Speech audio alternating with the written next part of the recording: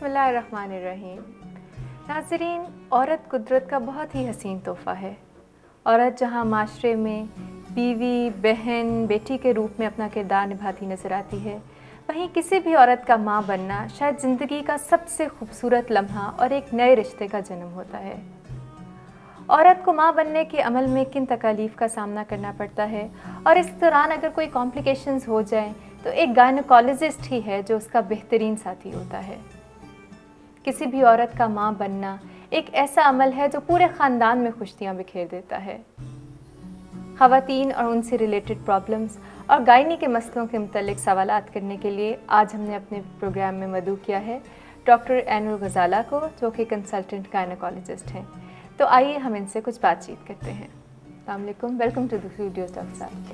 سب سے پہلے تو آپ مجھے یہ بتائیں کہ جب بھی کوئی عورت سب سے پہلے ماں بنتی ہے تو کس طرح آپ ٹیسٹ کرتے ہیں، اور جب وہ پہلی دفعہ چیک اپ کرانی آتی ہے تو کن چیزوں کا خیال رکھنا چاہیے؟ جب پہلے عورت اپنا پیریڈز مس کرتی ہے تو جب ہاسپٹل ڈاکٹر کے پاس آتی ہے تو اس کا یورین ٹیسٹ کراتے ہیں، پریگننسی ٹیسٹ ہوتا ہے، تو وہ اگر پازیٹیو ہو دین شی از پریگننٹ۔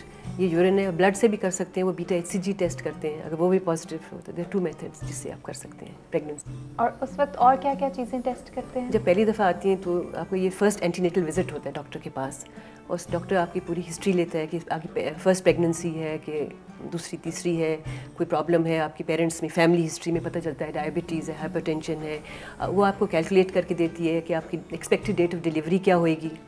پھر آپ کا اس وقت بلڈ پریشر، آپ کا ویٹ اور آپ کے لیا جاتا ہے، اور آپ کی ایک پوری ہسٹری شیٹ جس کو اینٹی نیٹل کارڈ ہے وہ آپ کو بنا کے وہ دیتے ہیں، اور پھر آپ کو بتاتے ہیں کہ سب نیکسٹ وزٹ آپ کی کب ہوئے گی اور کتنی دفعہ آپ نے وزٹ کرنا ہے، آپ کا ویٹ اس وزٹ میں لیا جاتا ہے، اور جنرلی آپ کو پوری آپ کی ہیلتھ اسٹیٹ آف ہیلتھ پتہ چلتی ہے اس پیشنٹ کی اس وقت کی، لیڈی کی کیا ہے، اس ہیلدی اور اس کی کوئی پرابلم ہے۔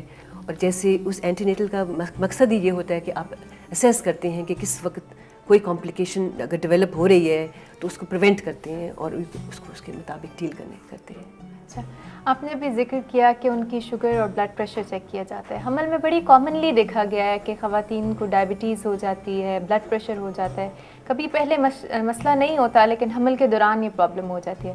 تو یہ حمل کے دوران جن لوگوں کو شوگر ہو جاتی ہے جیسے، تو کیا یہ شوگر جن کے خاندان میں شوگر ہے صرف انہی خواتین کو ہوتی ہے یا اس کے بغیر بھی ہو سکتی ہے؟ زیادہ تر تو انہی لیڈیز میں ہوتی ہے جن کے فیملی ہسٹری پازیٹیو ہوتے ہیں، مدر کو ہو یا فادر کو ہو، بہت کم ایسے بھی ہو جاتا ہے کہ ان کو ہو سکتی ہے۔ اچھا، تو یہ جو شوگر ہو جاتی ہے یہ حمل ختم ہونے کے ساتھ ٹھیک ہو جاتی ہے؟ جو ڈیورنگ پریگننسی ڈیولپ ہوتی ہے وہ پریگننسی کے بعد یوزلی ٹھیک ہو جاتی ہے۔ اور اس کے لیے کیا علاج کرتے ہیں؟ اس میں آپ انسولین دیتے ہیں، پھر آپ اس دوائیاں کو بھی دے سکتے ہیں؟ نہیں، گولیاں بالکل نہیں دے سکتی، اس پیشنٹ کو آپ کو داخل کر کے اس کی بلڈ شوگر مانیٹر کر کے اس کے مطابق آپ کو انسولین پہ اس کو ڈالنا ہوتا ہے۔ اچھا، اور جن کو بلڈ پریشر ہو جاتا ہے ان کے لیے کیا احتیاطی تدابیر؟ ان کو پھر آپ کی مانیٹر کرتے ہیں، بلڈ پریشر دیکھتے ہیں اور اس کے مطابق اس کو آپ کو دوائیوں پہ ڈالنا پڑتا ہے۔ ان کی آپ ڈائٹ میں نمک کی کمی کرتے ہیں، اور ان کو زیادہ مطلب جلدی آپ بلاتے ہیں اپنے پاس، فریکوینٹلی وزٹ کرنے۔ اچھا، بلڈ پریشر کے جو ٹارگیٹ ہیں پریگننسی کے دوران بلڈ پریشر کنٹرول کے، وہ کیا عام پاپولیشن سے ڈفرینٹ ہیں یا وہ نارملی 120/80 جو نارمل وہی آپ چاہتے ہیں کہ اس کی پریگننسی اسی پہ مینٹین، اسی پہ رہے۔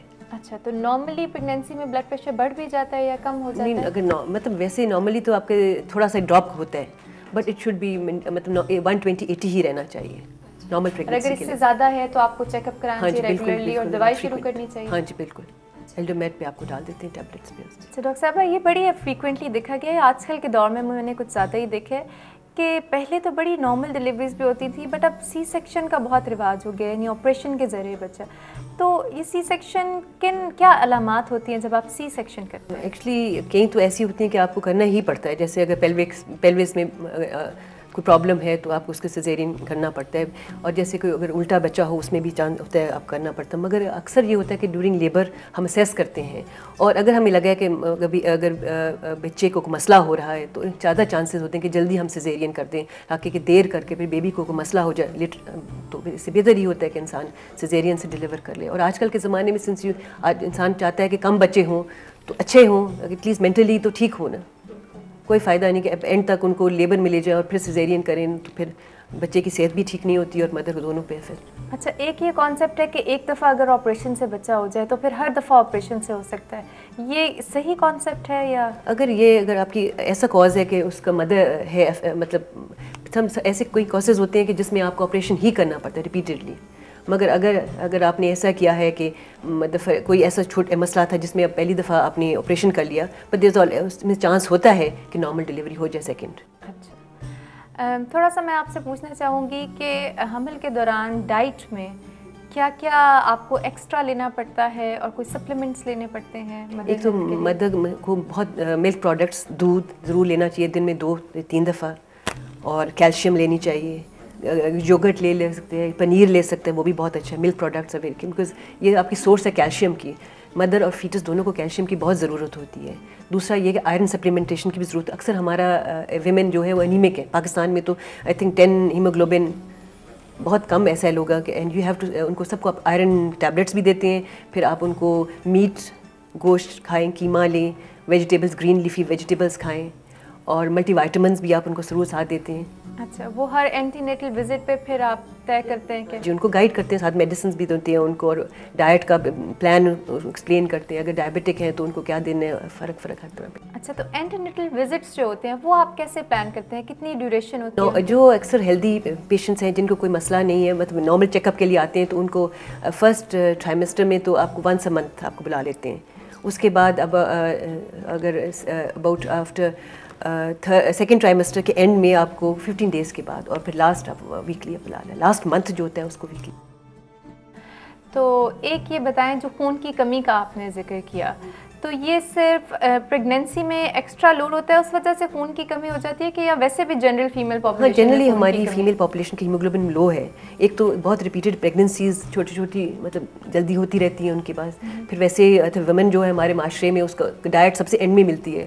گھر کے باقی لوگ کھا کے جو بچتا ہے وہ عورت کو ملتا ہے, تو میٹ تو اس کو کم ہی ملتا ہوگا. تو آپ سوچ لیں کہ ان کا کیا حال ہوتا ہے, اور اس لیے ان کی ہیموگلوبن اکثر بہت لو ہوتی ہے. اچھا ایک تھوڑی سی بات کرتے ہیں کہ پریگنینسی سے ریلیٹڈ ہی کہ جو بریسٹ فیڈنگ ہے وہ کتنی بینیفیشیل ہے. بڑا ٹرینڈ ہے کہ ماڈرن وومن جو ہیں وہ بریسٹ فیڈ نہیں کرتی اور پاؤڈر ملک پہ بچوں کو بیسٹ تو جی breast feeding is the best for the mother, بہت mother as well as fats.